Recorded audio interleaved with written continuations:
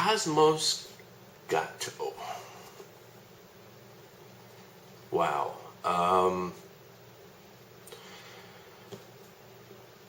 Video producers on YouTube, and I can speak for all of them.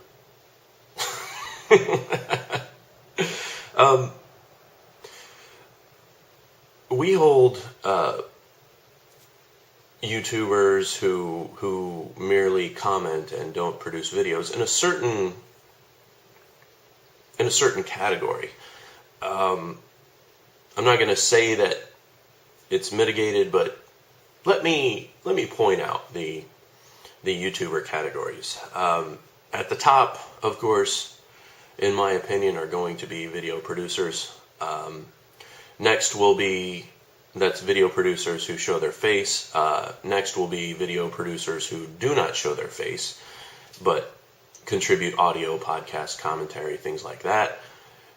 Third would be video producers who edit together clips of other people. Then it falls down to commenters, and then finally it's the viewers who never comment. And that's the YouTuber hierarchy. So saith the shepherd. However,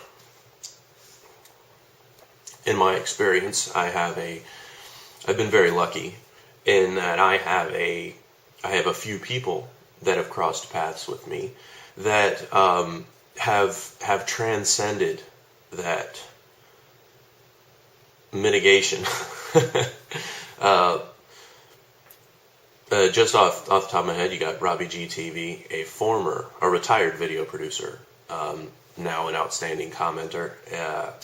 Of course, Red Tony 58, and as the subject of this video, Cosmosgato, who, and Robbie G, they're all different types of writers, and all these three people. I think Cosmosgato is a woman.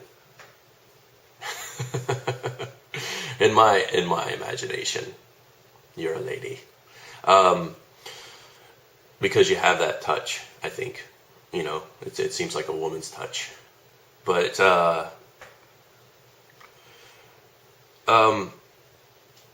think here I am stumbling over my words, thinking of the femality of Cosmosgato.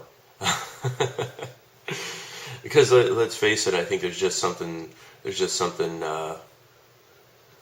about a female in the business of trading. But let me call it this comment. But real quick, they're all outstanding writers. All those people that I just mentioned, and to be an outstanding writer in the frame of a YouTube comment box is no easy task. I mean, are we limited to 500 characters? I mean, try to express yourself in blocks of 500 characters, and then as Mr. Robbie G runs into all the time, when those characters start to bleed over, how do you tie it all together? Now, out of those three, I'm saying Cosmosgato has this stuff down to an art. She can put in a little category so much content, and if you have the courage and the honesty to listen to what that person's trying to say, there's so much to get out of it. At first, I was concerned with Cosmosgato and some of the others, whether they were just merely bullies, because obviously there are YouTubers who produce videos, and they get criticisms of how do I put this? They're very sloppy in how they share information, and they're very sloppy in what they put out, and they have what seems to be ulterior motives. So there's definitely some criticism leveled at them by these people, such as Cosmosgato. And sometimes it's fairly harsh, and I'm not 100% sure how to take it. But this is about an outstanding comment from Cosmosgato, and it goes, Lambdog76, what exactly are you trying to accomplish in the markets? This comment is on my video of my market experience yesterday, where I shared how I got rolled out of a position.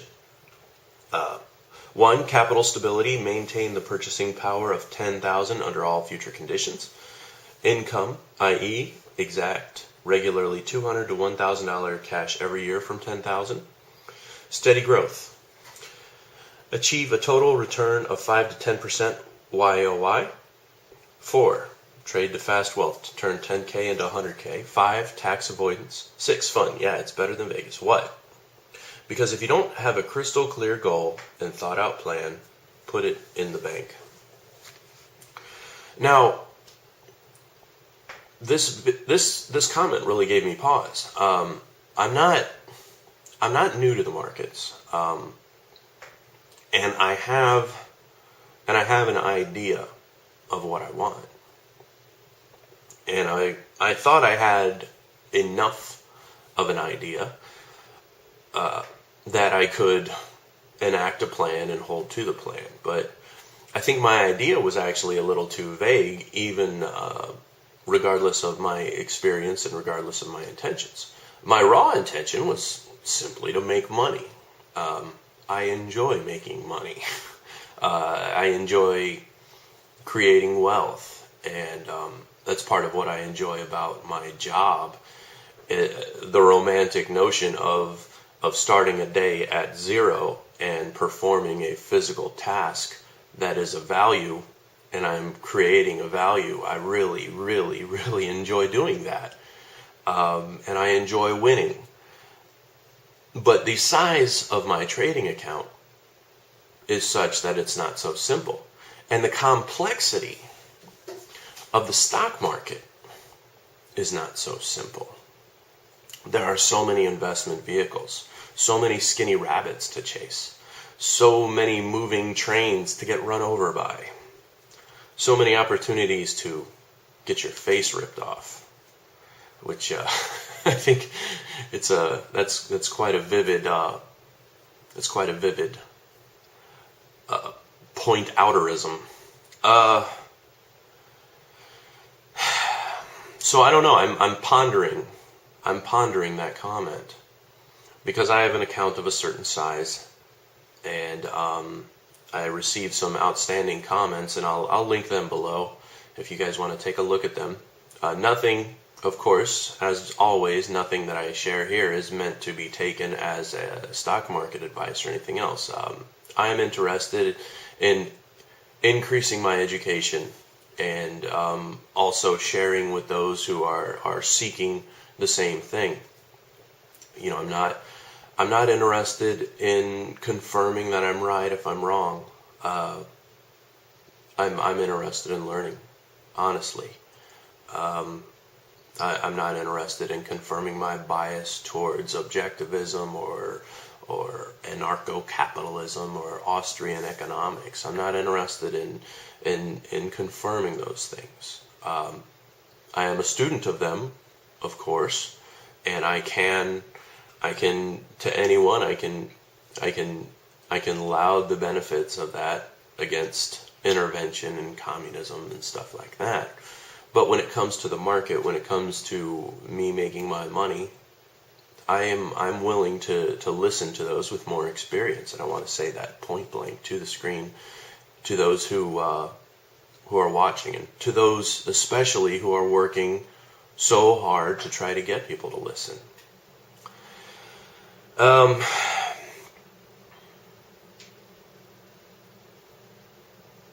Yeah. I really don't know what more to say other than, definitely thank you for the efforts of those who are, to use the fitness analogy, you got bodybuilders and you try to explain to a person who's just starting out, they say, hey, how do I get bigger biceps? And you're like, well, you lift weights for 10 years. So I can appreciate the difficulty it may be for some. And I can also appreciate that in the case of some of you, there's not a doubt in my mind that it's what you do professionally. So it's very similar to if I decided to get on here and comment about cars and stuff, which I don't. I don't go to automotive shade tree repair videos because I'm not particularly concerned with trying to correct a person who's working on their car in their front yard. And I see what you're doing here as the equivalent, but I bow to your expertise on this. And thank you very much. And to let you guys know, I think what I may do, because of my market being so small, I think I'm going to be trying to give the Forex another shake. I think it was 2 years ago, when Erlon Trading began, when he said that he was going over to try to test some proofs on the Forex, I did the same. And I couldn't find a methodology that was working correctly. And I didn't understand what Dan was talking about when he was talking about the different methods that he was coming up with. So it left me with a funny taste in my mouth, and I went back to scalping the ES, which is something that I thought I was good at, but somebody whom I have a great deal of respect for has advised me against it. I thought I was good at it because quarterly, my quarterly profits on a simulator, which I do understand that it's just a simulator and it's just dry trading, but my quarterly profits were extremely favorable on running a simulator on an active market. I was doing really well quarterly scalping the ES intraday, but I respect what Robbie told me about it being suicide, and it's definitely time that I listen. And so yeah, that's it. It's all good stuff. I'm thankful. I'm thankful for everything that I've learned to this point, and hopefully others have learned as well. And for me, it's the mystery of things at work, like whenever they call us in the office at work for the 401k or IRA meetings and stuff like that.